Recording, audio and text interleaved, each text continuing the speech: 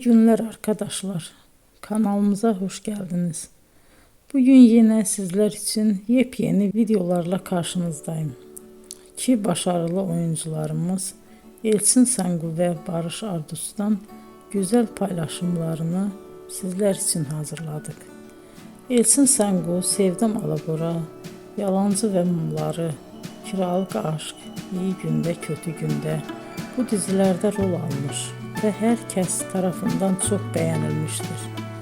Biz de Elçin Sangu ve Barış Ardus'tan en güzel sempatik fotolarını sizler için hazırladık.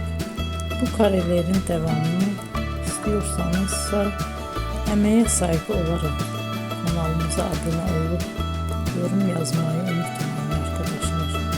Teşekkür ederim.